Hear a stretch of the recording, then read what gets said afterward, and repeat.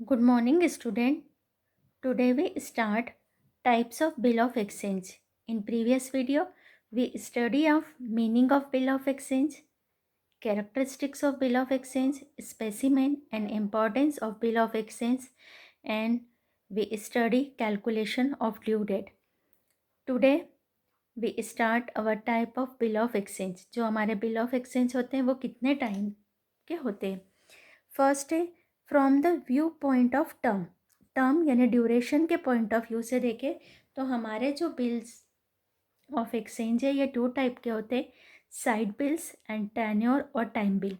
Side bill का meaning होता है the bill which are paid on presentation of the bill or on demanded by the drawer are called side bill.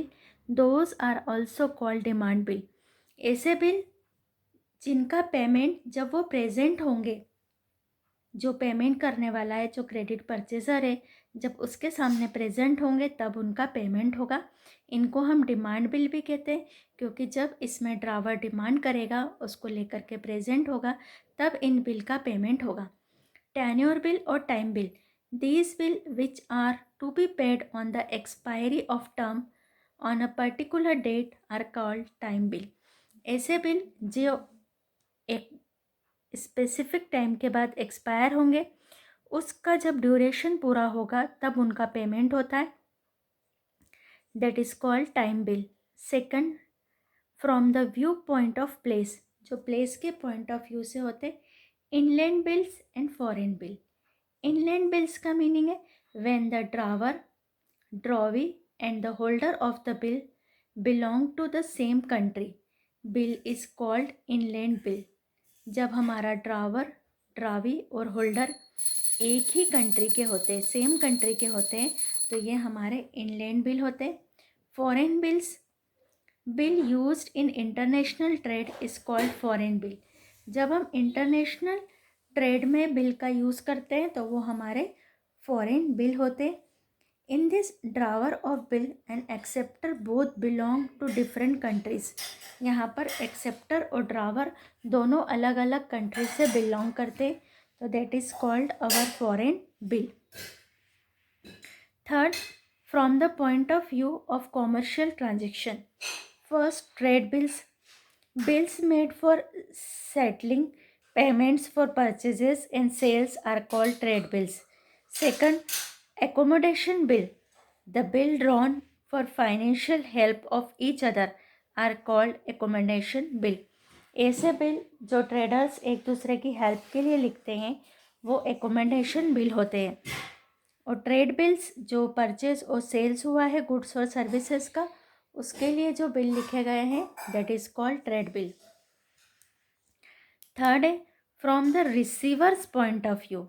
जो receiver, that means जिसको bill का payment मिलना है, उसके point of view से जो हमारे बिल के टाइप्स होते हैं, बेरियर बिल और order bills. Bearer bills, bearer bills is that bill which is paid to the person who present it for payment. Bearer bill वो बिल है जो किसी पर्सन के सामने पेमेंट के लिए प्रेजेंट होते हैं. She he is paid the amount stated in the bill. और जो बिल में अमाउंट लिखी होती है, बेरियर यानी जो चेक लेकर के प्रेजेंट हो रहा है पर्सन, उस पर्सन को बिल का पेमेंट हो जाता है. और order bill, it is the bill that is paid to the person whose name appear in the bill और who is ordered to payment by the drawer. जिसको ड्रावर ने ऑर्डर दिया है कि इस व्यक्ति को पेमेंट किया जाए, तो पर्टिकुलर उसी पर्सन को बिल का अमाउंट मिलता है. Now the from the accounting point of view. Accounting point of view से first bills receivable and second bills payable. The bill for which payment is to be received called bill receivable. In other words, the bill for which payment is received are called receivable. ऐसे bill जिनका payment मिलेगा, तो जिस व्यक्ति को मिलेगा वो उस बिल ऑफ एक्सचेंज को बिल ऑफ रिसीवेबल होगा उसके लिए. Payment can be receive by the holder और द ड्रावर. जो बिल का पेमेंट है वो तो ड्रावर को रिसीव होता है या होल्डर? होल्डर यानी जिसके हाथ में वो बिल है। बिल्स पेबल, ऐसे बिल जिनका हमको पेमेंट करना है, तो that is called bills payable. The bill for which payment is to be made are called bills payable. In other words, the acceptor is supposed to make the payment of the bills which has been accepted by him her are called as bills payable। तो ये हमारे bills payable होते हैं। तो bills receivable and bills payable. तो हमारे from the accounting point of view, accounting point of view से हमारे ये टाइप्स कंप्लीट हुए। तो वेरी वेरी IMP क्वेश्चन है, यहाँ पर मैं टिक कर रही हूँ। Very IMP questions according to NCERT।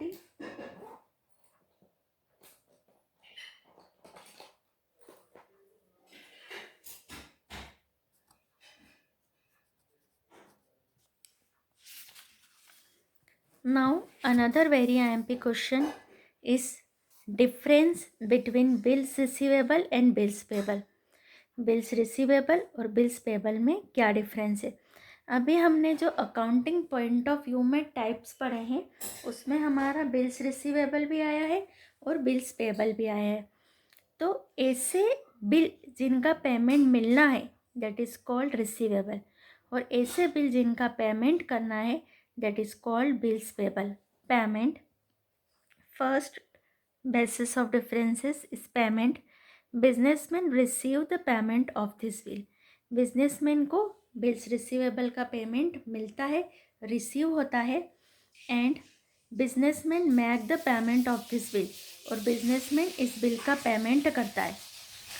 Drawer and acceptor, businessman makes the bill him herself or received from other person to endorsement। Businessman को इसका बिल मिलता है या जिसको एंडोर्समेंट में बिल मिला है उस पर्सन को बिल मिलता है। Businessman makes the payment of this bill, और बिल्स पेबल का बिजनेसमैन को पेमेंट करना होता है। Drawer and acceptor, businessman makes the bill him her self receive from other person in endorsement. Businessman को ये बिल रिसीव होता है, या तो वो बनाता है या उसको एंडोर्समेंट में रिसीव होता है। This is accepted by the businessman, और जो बिल्स पेबल होता है ये बिजनेसमैन एक्सेप्ट करता है। वो एक्सेप्ट करता है कि वो इतने समय बाद पेमेंट कर देगा। In other words these are accepted for making payment on the due date. Discounting, in case of need this can be discounted. हम बिल्स रिसीवेबल को डिस्काउंटेड करा सकते हैं। The question does not arise for discounting the bill, और bills payable को discounting कराने का question ही नहीं होता है, क्योंकि बिल्स पेबल का तो पेमेंट करना होता है। Endorsement, this can be endorse, इसको हम इंडोर्स कर सकते हैं। This can be can be endorse, endorse यानी किसी थर्ड पार्टी को देना। तो हम अपना जो BR है उसको हम इंडोर्स कर सकते हैं, पर हम बिल्स पेबल को इंडोर्स नहीं कर सकते। असेट्स और liabilities, the amount of the bill is counted as an assets. Bills receivable को हम असेट्स में काउंट करते हैं, और bills payable this bill is a liability, ये बिल हमारे लाइबिलिटी में काउंट होता है। Amount, the amount of bill is received, the amount bill is paid, जो बिल की अमाउंट है वो मिलती है, जो बिल की अमाउंट है वो पेड करना पड़ती है। Return, the bill is return to the acceptor on receiving the payment. जब हमको पेमेंट रिसीव हो जाता है तो जो हमारा कागज़ का डॉक्यूमेंट है जिसको हम बिल्स रिसीवेबल कहते हैं वो रिटर्न करना पड़ता है। The bill is received by the acceptor from the drawer on the making the payment. जब बिल्स पेबल का ड्रावी पेमेंट कर देता है तो उसको वो अमाउंट का जो डॉक्यूमेंट है वो रिसीव हो जाता है। तो that is the very IMP question.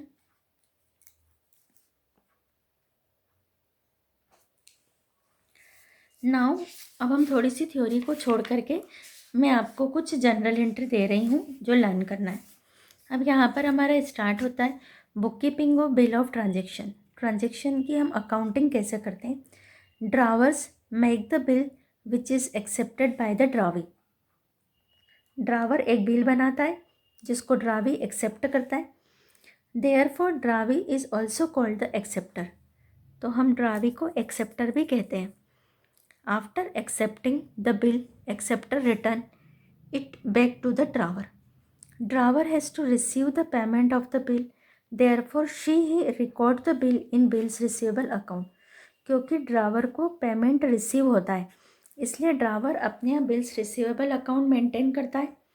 The drawee return the bill after accepting, जो ड्रावी होता है वो एक्सेप्ट करके बिल को रिटर्न कर देता है, विच मीन्स दैट द ड्रावी और एक्सेप्टर प्रॉमिस टू पे the bill on due date, and she make the entry of bills payable account. The entry of bills receivable account and bills payable account are made in both parties in the same way as on assets and liability. जो bills receivable होता है उसको हम assets के जैसे treat करते हैं, और जो बिल्स पेबल होता है उसको हम लाइबिलिटी के जैसे ट्रीट करते हैं। अब हमारे पास जो जनरल एंट्री हमको इस चैप्टर में करना है, the entries for the bill can be classified into the following categories. First है drawing and acceptance of bill, bill को लिखना और उस पर एक्सेप्टेंस देना। और सेकंड है पेमेंट ऑफ बिल। आज हम यहाँ तक की एंट्रियों को समझेंगे और इसके बेस पर जो हमारे न्यूमेरिकल्स होते हैं वो सॉल्व करेंगे। First, drawing and acceptance of bill. ये जो हमारी जनरल एंट्रियाँ होती है in the books of drawer and in the books of drawee. जो ड्रावर का मीनिंग होता है सेलर और ड्रावी का मीनिंग होता है purchaser.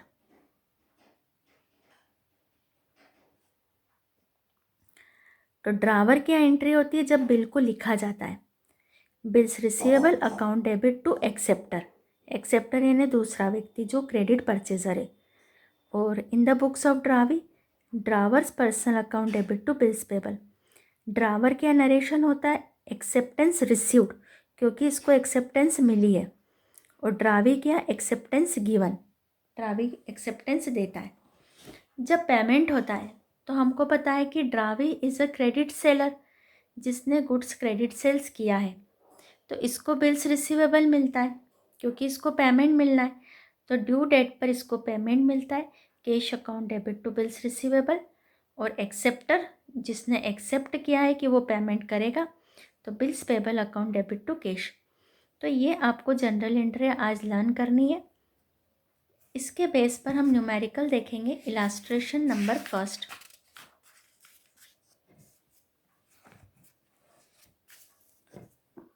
Our illustration first is on 1st November 2016, Harish sold goods to Ramesh for rupees 5,000. On the same day, he drawn a bill for rupees 5,000 payable after 1 month, which was accepted by Ramesh. The bill was duly made by Ramesh on due date. Show the general entries in the books of the both the party. अब ये पहला illustration है, इसको आपको अच्छे से देखना है। हरीश ने गुड सोल्ड किया, तो ये सेलर हो गया, दैट मीन्स ये ड्रावर है। किसको सेल किया है, रमेश को, दैट मीन्स रमेश परचेजर है, तो ये ड्रावी है। तो यहाँ पर लिखा इन the books of Harish drawer, in the books of Ramesh acceptor. पहली एंट्री सेल्स की और परचेस की, क्योंकि हरीश ने क्रेडिट सेल्स किया है। तो 2016 November 1, Ramesh debit to sales 5,000। Acceptor is Ramesh, and first journal entry made in the books of Ramesh 2016 November 1st, purchase account debit to Harish। ये एंट्री आपको फर्स्ट चैप्टर में ही सिखा दी है। जब कोई बिजनेसमैन क्रेडिट सेल्स करता है तो जो सामने वाला व्यक्ति होता है पार्टी, तो concern party capital account debit to sales and purchase account debit to XYZ, और यहाँ हमारा XYZ है हरीश। अब जब हम एक्सेप्टेंस इसको रिसीव होगी, ये एक्सेप्टेंस देगा। Bills receivable account debit to Ramesh, acceptance received. Harish debit to bills payable, acceptance given. ये एंट्री हमारी कहाँ से बनी है, ये एंट्री हमारी जो अभी हमने यहाँ से देखा है, in the books of drawer bills receivable account debit to acceptor, that means bills receivable account debit to Ramesh, and in the books of drawee Ramesh की हम एंट्री कर रहे हैं ड्रावर पर्सनल, तो ड्रावर है हमारा हरीश, तो Harish account debit to bills payable, तो ये हमारी एंट्री। अब ऐसे ही हमारी पेमेंट की एंट्री बनेगी, cash account debit to B R और bills payable account debit to cash, तो इन्हीं एंट्रियों के बेस पर हमारा सम हो रहा है। तो हरीश इज़ अ ड्रावर,